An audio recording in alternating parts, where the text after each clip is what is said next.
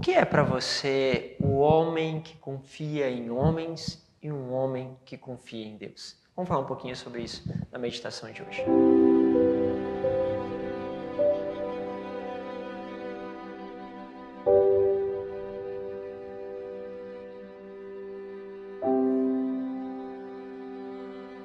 Em nome do Pai, do Filho e do Espírito Santo.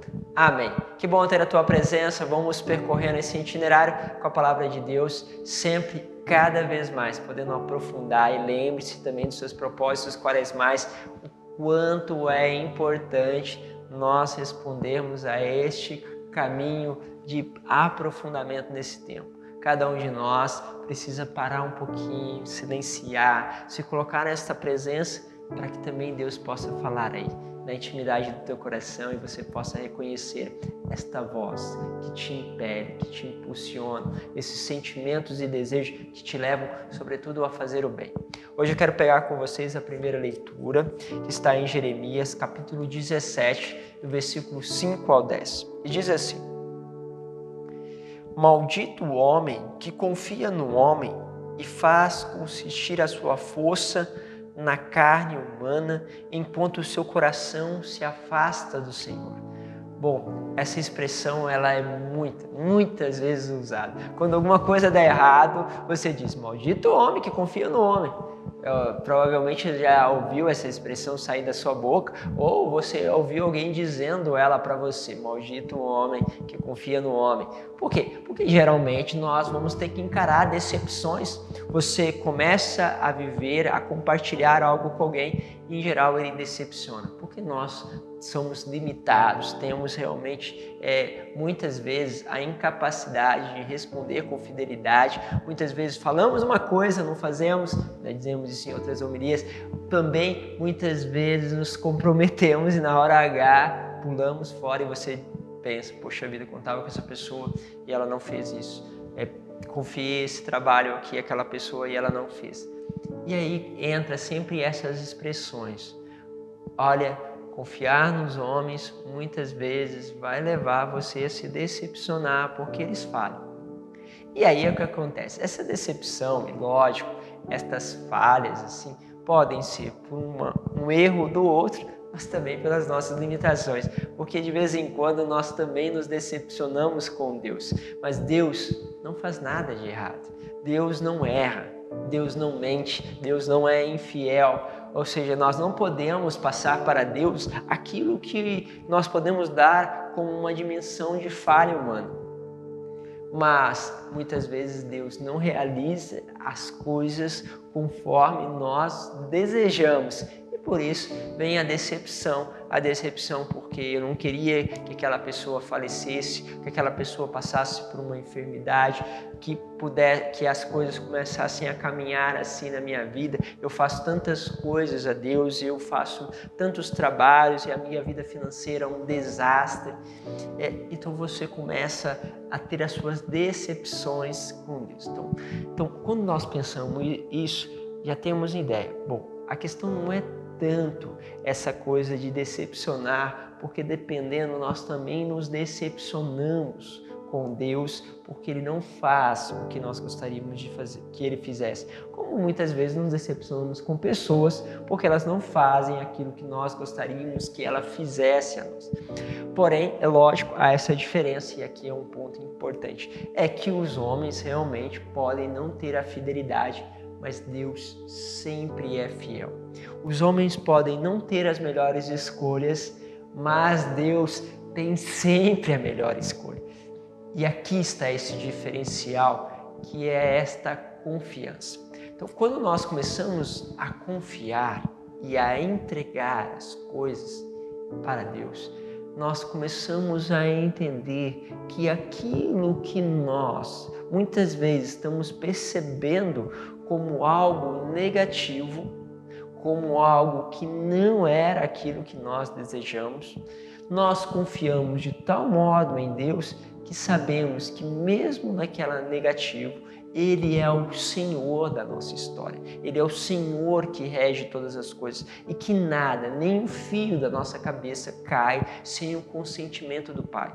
Sendo assim, aquilo que eu não consigo agora ver como uma coisa boa, me chama a uma confiança em Deus, porque de certo modo Ele permitiu aquilo na minha história. Ou seja, Ele permite que isso chegue a mim, não que Ele queira que alguém morra ou que alguém passe por enfermidade, não é isso, mas Ele permite esses acontecimentos porque Ele sabe que você pode tirar muitas coisas que lhe levam a um crescimento. Crescimento o quê? Olha, e aí está o nosso limite também, que nós muitas vezes olhamos esse crescimento aqui, agora. Nós olhamos para a nossa perca financeira e aquilo que nós perdemos aqui, mas nós somos convidados a olhar espiritualmente, olhar adiante, olhar lá com uma vida eterna. Deus está traçando um caminho para mim que me leva à vida eterna e esses acontecimentos fazem isso. Então eu passo a me jogar na confiança no Senhor que vê o que eu não vejo, que sabe o que eu não sei. Isaías 55. Muito maiores são os pensamentos do Senhor em relação aos meus. Muito maior. Então, Ele está fazendo. Então, o que é esta confiança em Deus? É uma confiança que olha para as coisas que o homem faz, os erros que cometem, mas sabe que atrás mesmo dos erros e das falhas de outras pessoas existe Deus que está ali conduzindo todas essas coisas, conduzindo não para o imediato aqui, mas para a vida eterna, o meu caminho e o caminho daquelas pessoas. Isso aqui faz com que os acontecimentos da vida não te joguem para cima e para baixo, porque você está alicerçado na rocha firme. Feliz o homem que assim alicerça a sua vida, porque ele não vai viver de altos e baixos, porque a sua confiança está no Senhor e não nos homens, porque senão se está nos homens, ele decepciona aqui, fica agradecido com aquele outro e vai começando a sempre ir de acordo com aqueles que estão rodeando ele, que trazem para ele confiança, que trazem para ele segurança. A sua segurança está no Senhor. E aí continua o profeta Jeremias, quando ele diz, como os cardos no deserto, ele não vê chegar a floração, prefere vegetar na secura do ermo, em região salobra e deshabitada.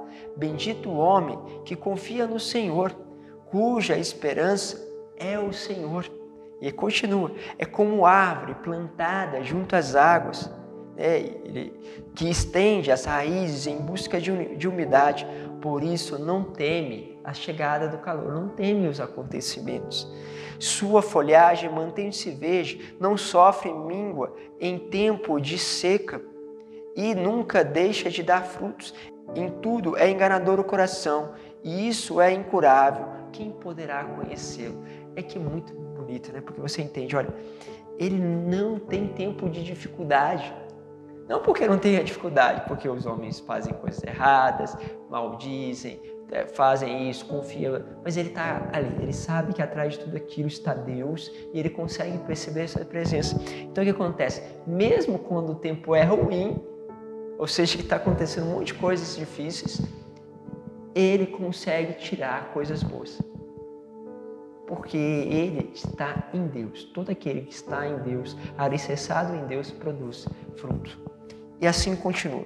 Eu sou o Senhor, que prescruto o coração e provo os sentimentos, e dou a cada um conforme o seu proceder e conforme o fruto das suas obras. Ou seja, ficou com a tua vida entregue no Senhor, confia no Senhor, você vai dar frutos, porque Ele premia aqueles que estão ali, confiam nele, que sabem e esperam nele. Então, vamos esperar em Deus. Vamos esperar também por aqueles que não esperam. Vamos fazer isso nesta dimensão. Olha para as coisas que estão à sua volta. Está passando por momentos difíceis? Olha para Deus. Confia que atrás de cada acontecimento, Deus está querendo te conduzir a uma eternidade. Deus vos abençoe, Pai, Filho e Espírito Santo. Amém.